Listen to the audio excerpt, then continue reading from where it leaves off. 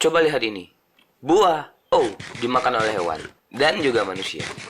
Kenapa sih tumbuhan itu berbuah? Pertanyaan sepele memang, tapi kalau ujung-ujungnya buahnya dimakan manusia atau dimakan hewan, dan membusuk aja gitu, kenapa tumbuhan tetap repot-repot ya membuat buah?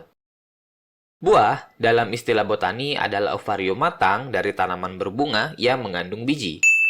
Buah berkembang dari bunga setelah pembuahan, yang biasanya dibantu oleh hewan seperti lebah, kupu-kupu, atau burung, dan angin.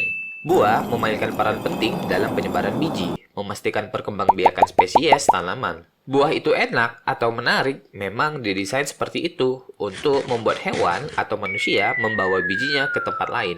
Ketika hewan memakan buah, mungkin akan membawa bijinya jauh-jauh, membantu tumbuhan menyebarkan biji di area yang lebih luas. Contohnya luwak. Luwak kan makan kopi tuh.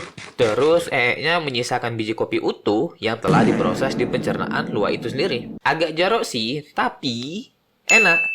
Jadi, itu dia alasan kenapa tanaman berbuah sebagai metode survival dengan menyebarkan biji. Tapi, ini menimbulkan pertanyaan lain. Kalau buah untuk menyebarkan biji, kenapa ada buah yang beracun? Bukannya hewan jadi tidak bisa memakannya ya? Buah beracun itu ada karena tidak semua hewan merupakan penyebar biji yang baik. Ini sebagai seleksi karena tanaman hanya ingin menarik hewan tertentu yang akan memakan buah dan menyebarkan bijinya secara efektif, bukan hancur saat dicerna. Contohnya cabai. Cabai mengandung senyawa yang disebut capsaicin yang dapat menimbulkan berbagai efek seperti sensasi lidah terbakar.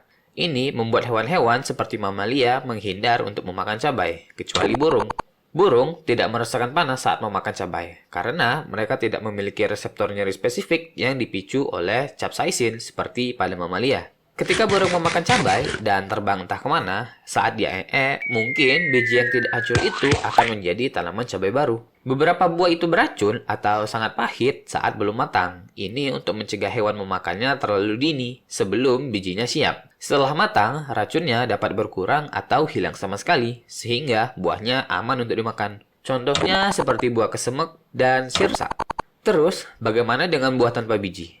Buah tanpa biji, seperti pisang atau jambu kristal, itu biasanya adalah buatan manusia, atau ada campur tangan manusianya. Tapi, bisa juga terjadi karena fenomena alam yang disebut partenokarpi. Tanaman tanpa biji ini perlu campur tangan manusia untuk tetap bertahan hidup. Biasanya, petani melakukan stek, cangkok, atau metode lain untuk mengembangbiakan tanaman ini. Terus, gimana dengan kelapa, Bang? Kelapa kan tidak punya biji. Sebenarnya, kelapa itu sendiri adalah biji. Biji yang besar. Lihat nih.